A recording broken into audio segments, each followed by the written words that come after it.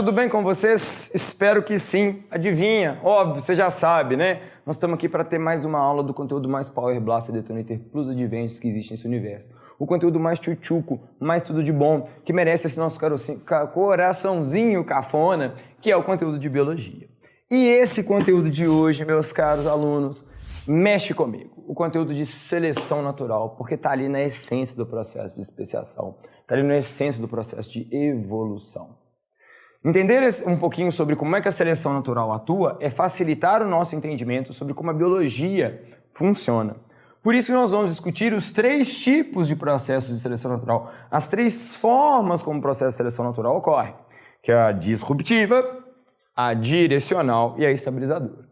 Mas antes da gente entrar nesses detalhes sobre essas formas como a seleção natural atua, eu preciso de primeiro discutir com vocês isso que está aqui. Isso que eu vou chamar de curva de distribuição normal. Eu já estou adiantando sua vida. Por que eu já estou adiantando sua vida? Logo, quando você estiver lá na universidade, provavelmente você vai ter uma disciplina chamada estatística.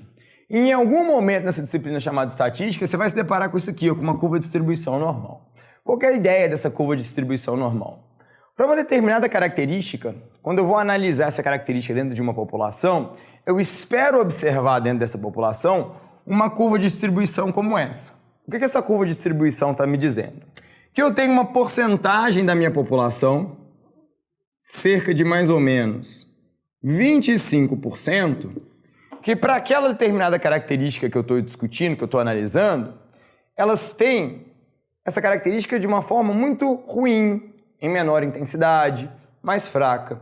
Vamos usar um exemplo? Se eu estivesse discutindo, por exemplo, a estatura dos seres humanos, 25% da população vai apresentar uma estatura mais baixa.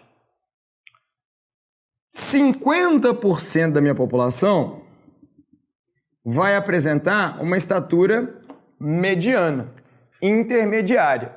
Então é de se esperar que para aquela determinada característica, nesse meu caso, nesse meu exemplo, a estatura, é de se esperar que a maior parte da minha população apresente essa característica numa intensidade média.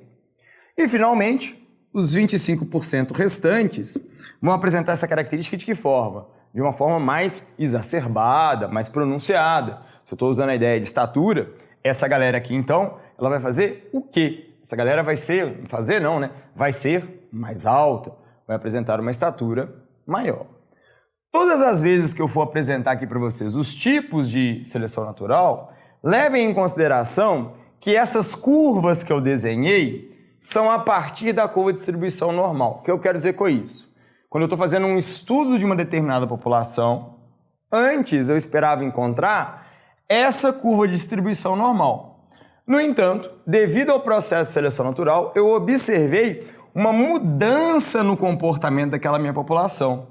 Agora, aquela característica que antes tinha essa distribuição pode ter assumido outras características.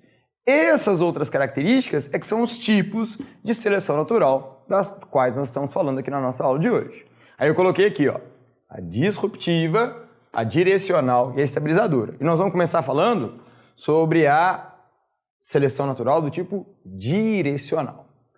O que acontece na seleção natural do tipo direcional? Olha, eu coloquei a expressão aqui, uma frase para orientar a nossa discussão.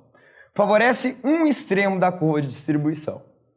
Seja um determinado fenótipo, lembrem que fenótipo é a forma como o indivíduo se relaciona com o ambiente. Seja um determinado fenótipo mais intenso, pode acontecer também de ser um fenótipo menos intenso. Como assim? Vamos voltar no meu exemplo aqui de estatura.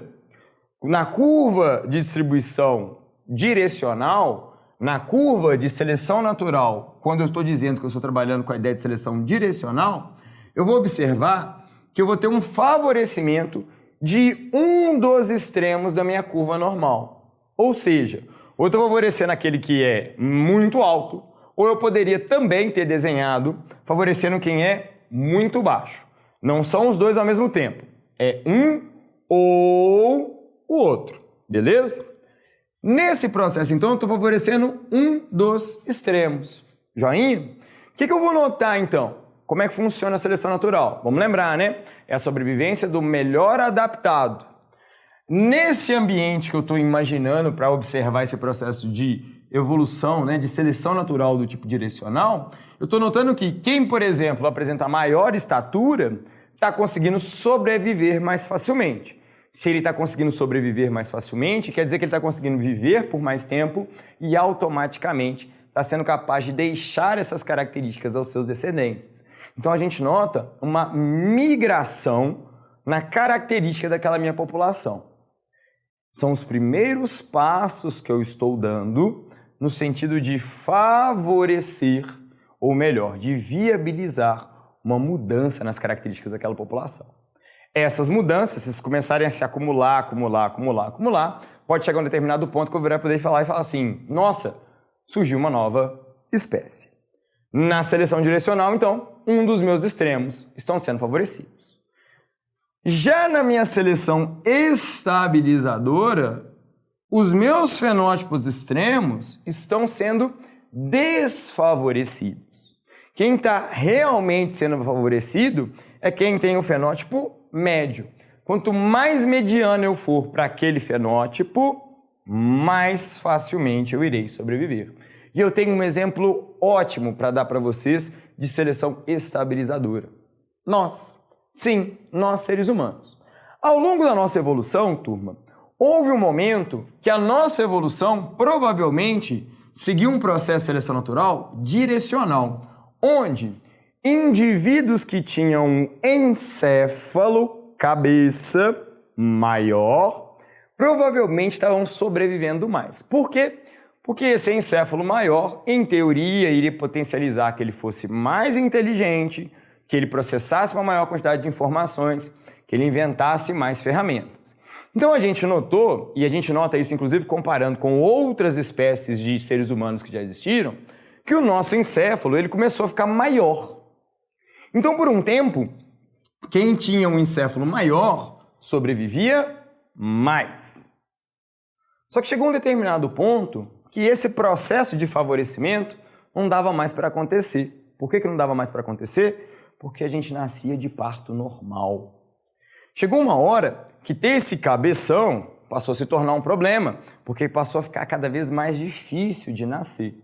Dessa forma, quem tinha já um fenótipo com uma cabeça de um tamanho significativo, mas nem tão grande, ou também não está nascendo tão pequenininho, que é frágilzinho demais, que provavelmente não iria sobreviver, quem está tendo um fenótipo médio está sendo mais favorecido.